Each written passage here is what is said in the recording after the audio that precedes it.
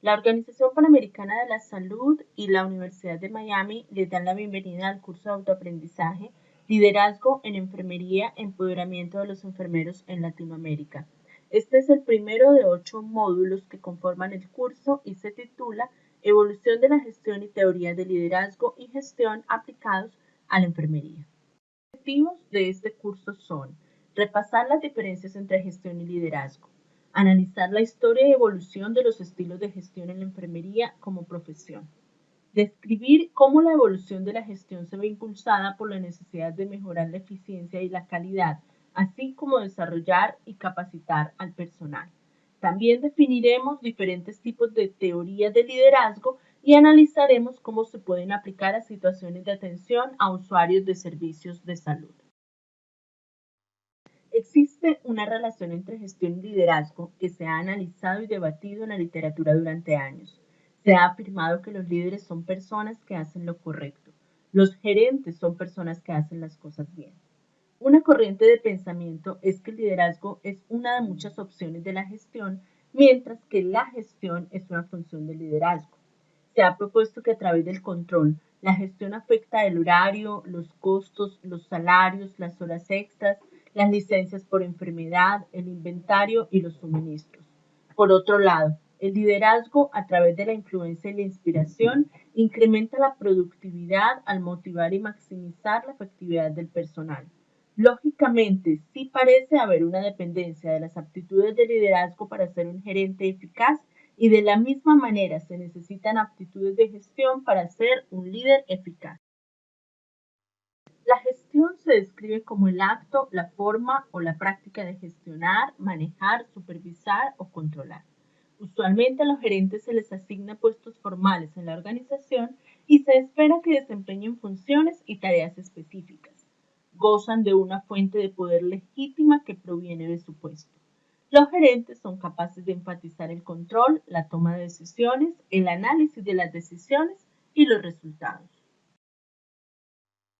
Otras características de los gerentes incluyen la habilidad de manipular a las personas, el dinero, el tiempo y otros recursos para lograr las metas de la organización. Los gerentes tienen que dirigir tanto a los subordinados que están dispuestos como a los que no están dispuestos y tienen una responsabilidad y una obligación para medir cuentas más formalizadas que los líderes. Márquez y Houston, 2009. Por otro lado, los investigadores y teorizantes de liderazgo no se ponen de acuerdo sobre qué significa este concepto. Las definiciones tales como un punto de polarización para la cooperación grupal u otras definiciones establecen que el liderazgo es una aptitud de gestión que se enfoca en el desarrollo y el despliegue de una visión, una misión y una estrategia, además de la creación de una fuerza laboral motivada. No existe una definición clara de liderazgo. Las características de un líder que sí reconocen varios son que los líderes no heredan el poder de una autoridad delegada, sino por otros medios. Sus roles son más variados que los de los gerentes y pueden o no ser parte de una organización formal. Los líderes tienden a enfocarse en los procesos grupales, en recabar información, ofrecer retroalimentación y empoderar a otros. Los líderes enfatizan las relaciones interpersonales, dirigen a seguidores dispuestos y sus metas no necesariamente coinciden con las de la organización. En definitiva, es importante que las enfermeras puedan desarrollar e integrar aptitudes tanto para roles de liderazgo como para funciones de gestión. Las 6 características o comportamientos que demuestran una integración de liderazgo y gestión incluyen la capacidad de pensar a largo plazo, de mirar hacia afuera, hacia una organización más grande, de ser capaz de ejercer influencia sobre otros más allá del propio grupo, de ser capaz de enfatizar la visión, los valores y la motivación, mientras que al mismo tiempo se demuestra ser políticamente inteligente y de ser capaz de pensar en términos de cambio y renovación. Continuamos con la evolución de las teorías de gestión en la enfermería. Desarrollo histórico de la teoría de gestión. Primero, analicemos la gestión científica. La gestión científica nació durante la Revolución Industrial. una era en la que los trabajadores lograron los estándares mínimos realizando la menor cantidad de trabajo posible. El teorizador Frederick Taylor imaginó que si a los trabajadores se les enseñaba una forma mejor de completar una tarea, la productividad se elevaría. Desarrolló 4 principios fundamentales de gestión científica. Primero, el trabajo se debe diseñar científicamente para promover el uso más eficiente del tiempo y la energía. Luego, los trabajadores deben contratarse y capacitarse en base a su competencia y aptitudes técnicas para que se los pueda asignar el trabajo más acorde con sus capacidades. Una vez hecho esto, los trabajadores deberían ser capaces de ver cómo se adaptan a la organización. Taylor veía que los trabajadores estaban motivados únicamente por el dinero, por lo que creía que una forma de lograr esto era a través de un reembolso por su trabajo según la producción y no en función de las horas trabajadas. Por último, se esperaba que los gerentes y los trabajadores estuvieran dispuestos a cooperar y fueran independientes, pero sus roles eran diferentes. Los gerentes planifican, preparan y supervisan y los trabajadores trabajan. Como resultado de la gestión científica, la productividad y la rentabilidad aumentaron significativamente, pero el toque humano estaba ausente. Este tipo de gestión no parecía salvaguardar los intereses de los trabajadores. Márquez y Huston, 2009. Identificación de las funciones de la gestión es otra teoría de la gestión que emplea 5 funciones para conformar el proceso de gestión. Comienza por la fase de planificación, en la cual se determinan metas, objetivos, políticas, procedimientos y reglas. Se incluyen proyecciones a corto y largo plazo, como así también un plan fiscal. A continuación, la fase de organización fija la estructura para llevar a cabo los planes y determina la forma más apropiada de lograr esta meta. Por ejemplo, cómo brindar la atención médica más apropiada para el usuario de servicios de salud. La organización de actividades grupales para cumplir las metas de la unidad y el uso del poder y la autoridad adecuadamente son importantes en esta fase. A esto le sigue la dotación de personal, que consiste en el reclutamiento, las entrevistas a los candidatos, la contratación, la orientación, el desarrollo del personal y la promoción del espíritu de equipo. Dirigir, motivar, manejar conflictos, delegar, comunicar y facilitar la colaboración es el próximo paso en el proceso de gestión. Y por último, el control. Las funciones de control incluyen evaluaciones de rendimiento, la rendición de cuentas en el aspecto fiscal, el control de la calidad, control ético y legal y el control profesional y de responsabilidad colectiva. Los científicos de la gestión y teorizadores de la organización comenzaron a estudiar el rol de la satisfacción de los trabajadores como resultado del descontento que surgió durante la Revolución Industrial.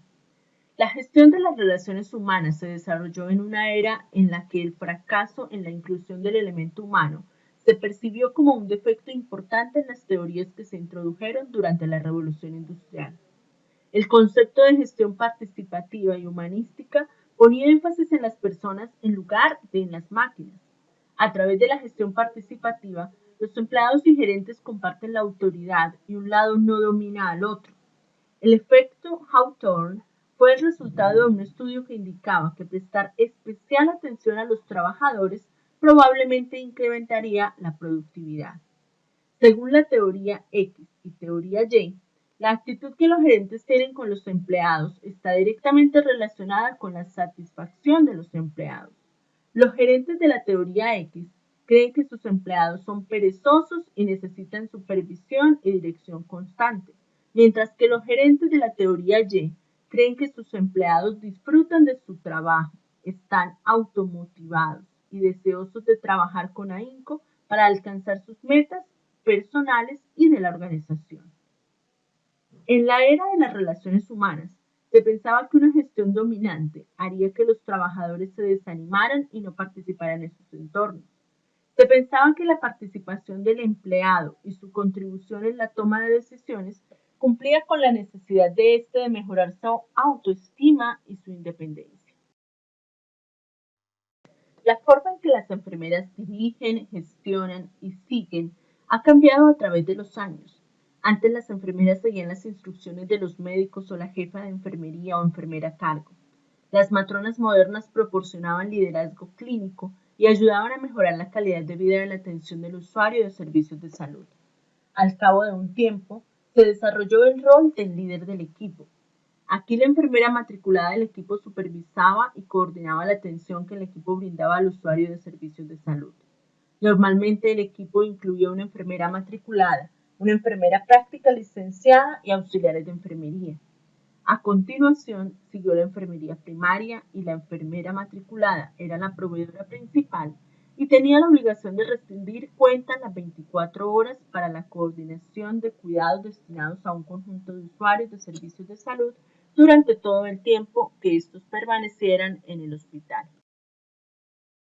La descentralización se introdujo como un proceso donde la responsabilidad y la toma de decisiones deja de estar en las manos de unos pocos líderes y se redistribuye entre muchos empleados a la hora de brindar el servicio.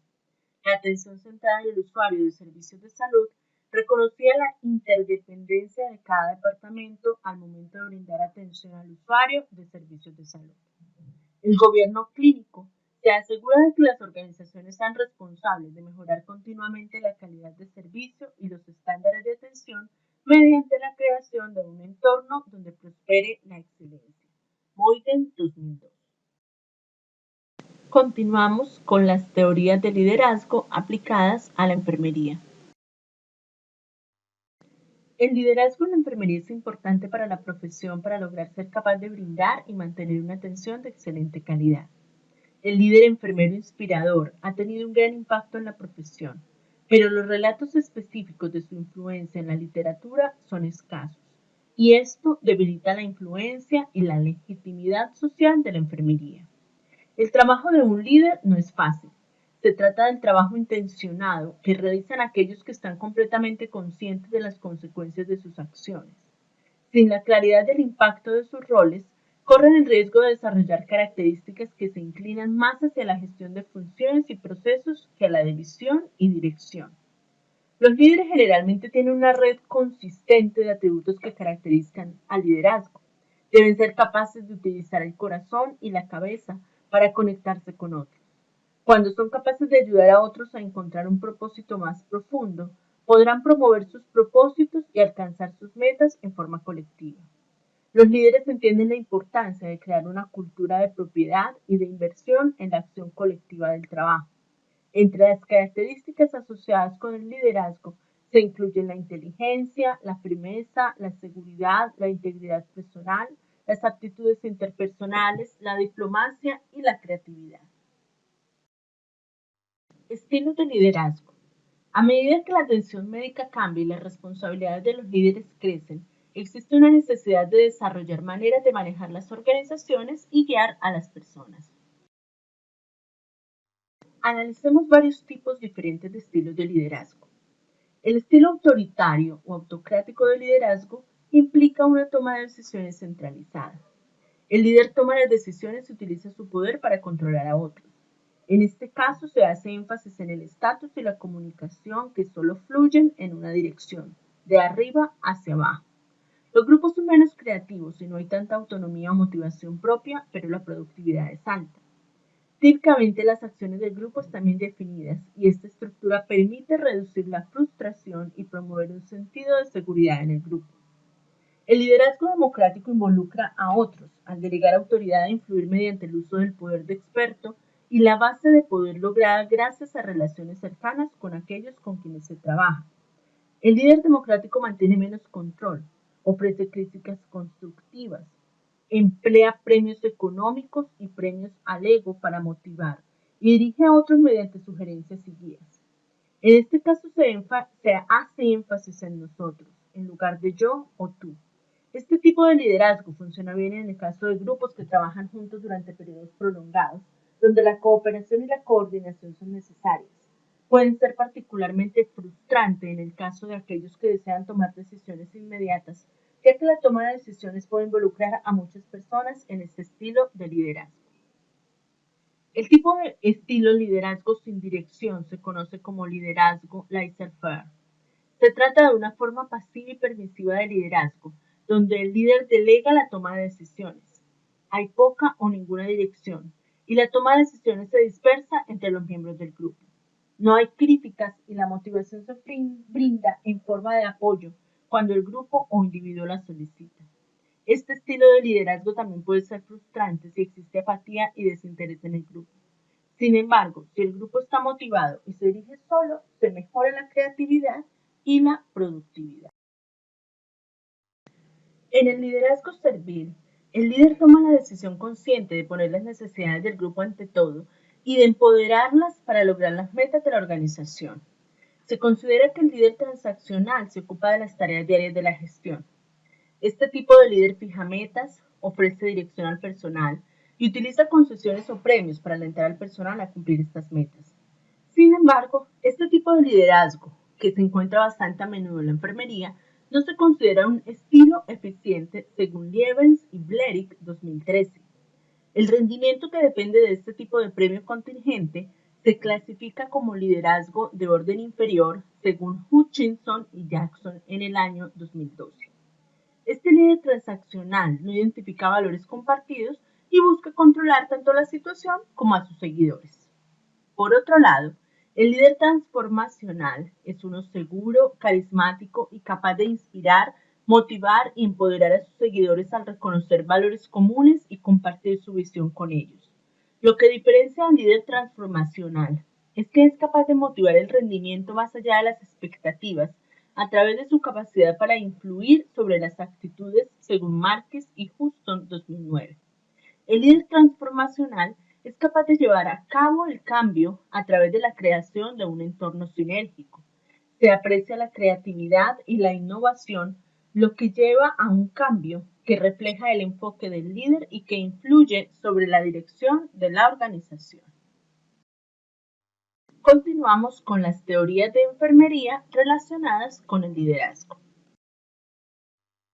Existen numerosas teorías del liderazgo que son dinámicas y que con el paso del tiempo han seguido evolucionando. El gobierno compartido es un modelo para la atención médica cuando la enfermería se compromete con el éxito de la organización y participa del mismo.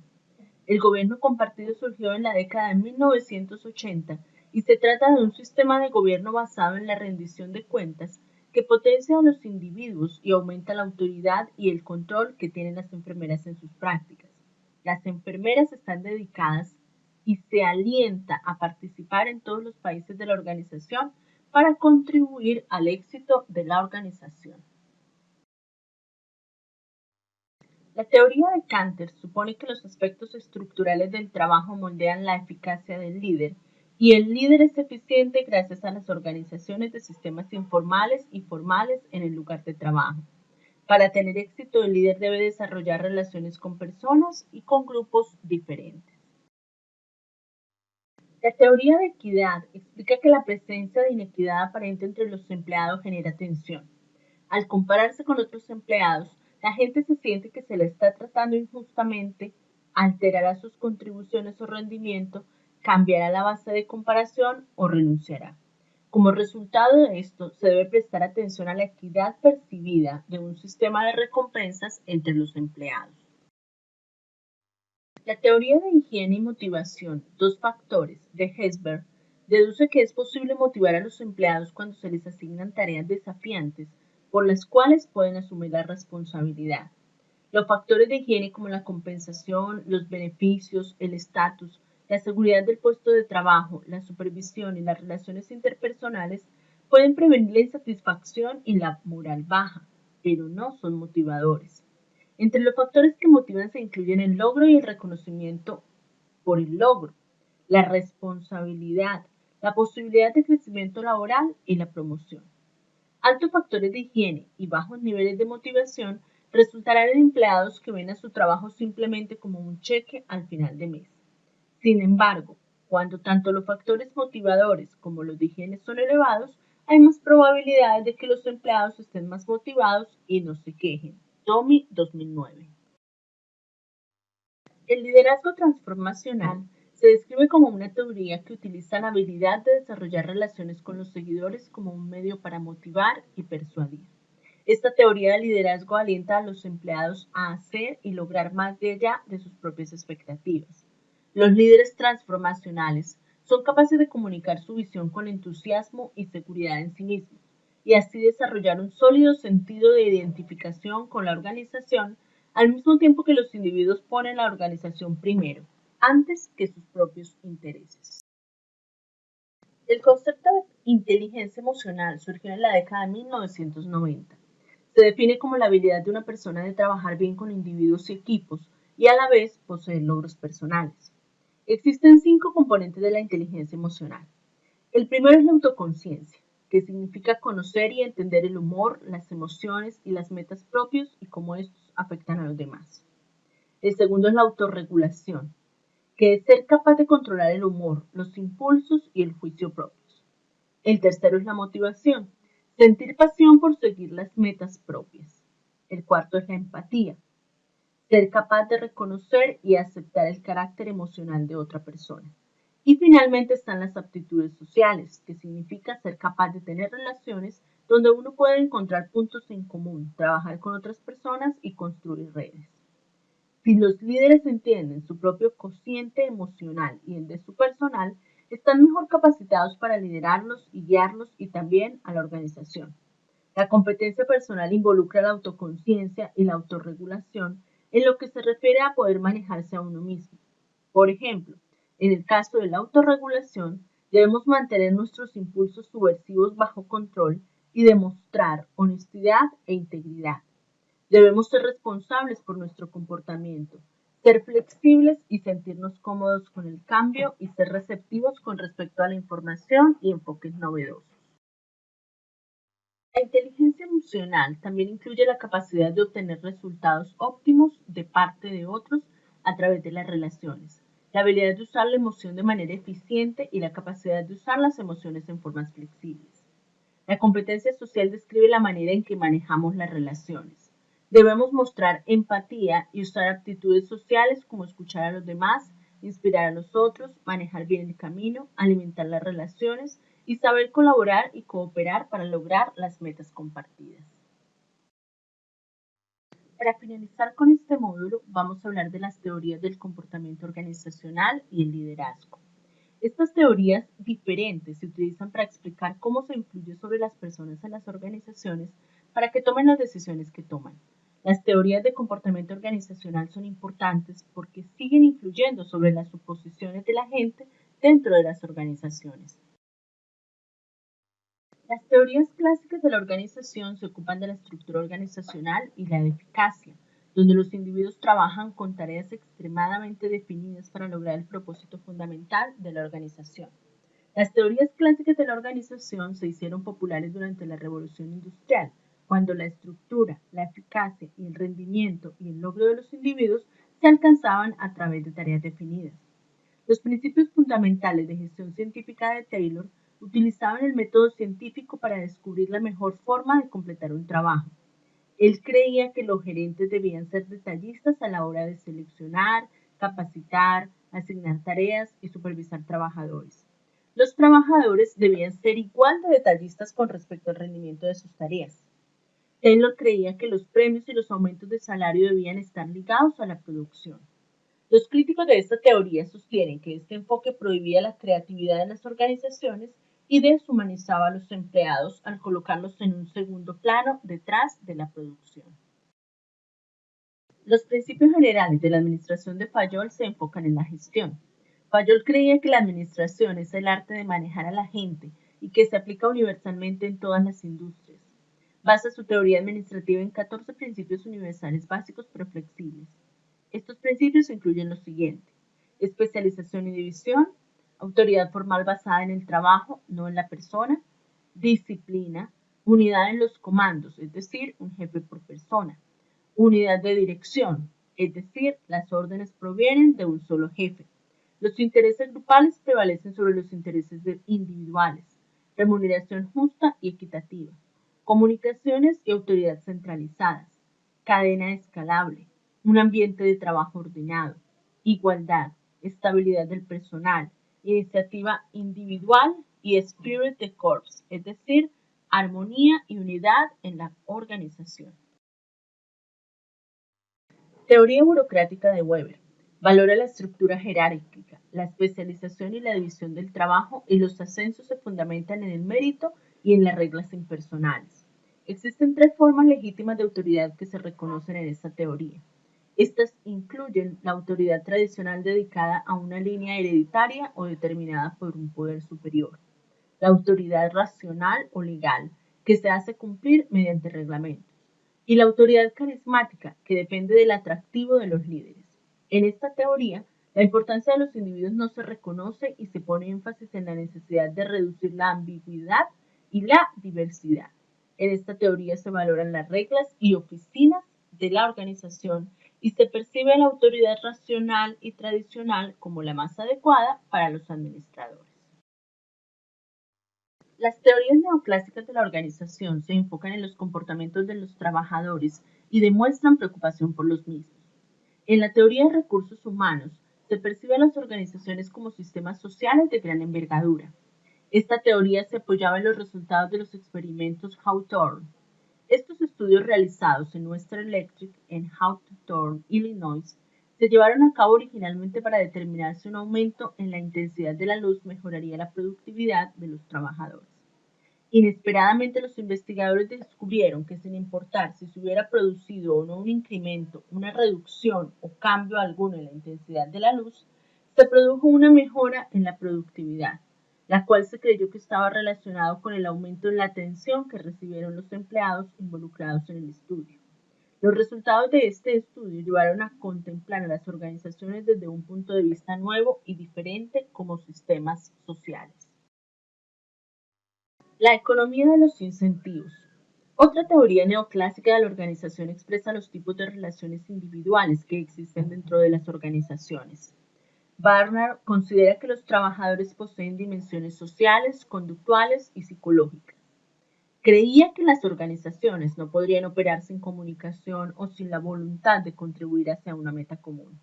Las organizaciones se entienden como jerarquías, con un líder definido y claras líneas de comunicación.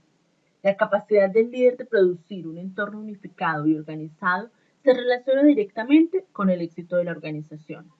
De importancia para esta teoría es el tratamiento justo de los trabajadores y el liderazgo humano. Los proverbios de la administración que introdujo Herbert Simon proponen que el trabajo realizado en un nivel de la organización sirve como medio para lograr la meta final de nivel organizacional que le sigue más arriba. De esta manera, la toma de decisiones se lleva a cabo de arriba hacia abajo. Los teorizadores modernos del comportamiento organizacional reconocen que el conflicto y el cambio tienen lugar en todas las organizaciones. Las organizaciones se consideran como sistemas y culturas que se desempeñan en un entorno de certezas mezcladas con incertidumbre. La teoría contingencial acepta que el conflicto ocurre en las organizaciones y que éste debería manejarse para promover el rendimiento de la organización. En la teoría general de sistemas, se cree que en los sistemas organizacionales las relaciones no lineares existen entre las variables. Un cambio pequeño en una de las variables puede producir cambios significativos en otra variable. Bishop 2015. La teoría del cambio, otra teoría organizacional moderna, describe el cambio como una fuerza dinámica que se desplaza en direcciones opuestas dentro de una misma organización. Una fuerza impulsadora empuja a los participantes hacia el cambio, mientras que al mismo tiempo, estos participantes resisten el cambio que se avecina. El cambio se entiende como un equilibrio dinámico de estas fuerzas y no como un evento real. Las teorías de liderazgo que se aplican al entorno clínico pueden transformar y han transformado la cultura del entorno laboral. Las teorías que valoran la toma de decisiones compartidas, promueven el flujo de información, alientan al respeto mutuo y apoyan la potenciación de la enfermería han tenido un impacto importante en el desarrollo de la profesión. El liderazgo transformacional ejemplifica un tipo de teoría de liderazgo que lo ha logrado. Se ha demostrado que está relacionado positivamente con la productividad y la eficacia. Se usa muy a menudo a medida que va dando forma y alterando las metas y los valores del personal, lo que lleva a entornos laborales más inclusivos y productivos. Además, La teoría del liderazgo transformacional se ha utilizado en la preparación de planes de estudios administrativos para enfermería, según Kelly 2012. Este tipo de liderazgo alienta a las enfermeras a crecer profesionalmente y a tener un impacto en muchas áreas diferentes de la enfermería como profesión. De la misma forma, las teorías transaccionales también tienen su lugar en los entornos de la atención médica. Pueden funcionar como un antecedente al liderazgo transaccional. Estos dos estilos no son mutuamente exclusivos. Se ha observado que los líderes transformacionales usan una combinación de estilos transaccionales y transformacionales. El liderazgo servil es otro ejemplo de cómo la teoría del liderazgo tiene un impacto sobre la cultura en su entorno clínico. Esta teoría de liderazgo se aplica con frecuencia en el entorno clínico. La empatía, la concientización y la aceptación de poner a los otros antes que a uno mismo se practica muy a menudo en el lugar de trabajo. Las teorías de liderazgo pueden reconocer el gobierno compartido y alentar y brindar apoyo al personal de enfermería para que busque más autonomía en la gestión de su profesión o alentarlo a representar a la enfermería en todos los niveles de la organización. Esto puede incluir participar en las reuniones del consejo directivo de un hospital o volverse más activo en moldear la práctica de la enfermería y las políticas que han tenido un impacto y han fomentado el avance de la profesión.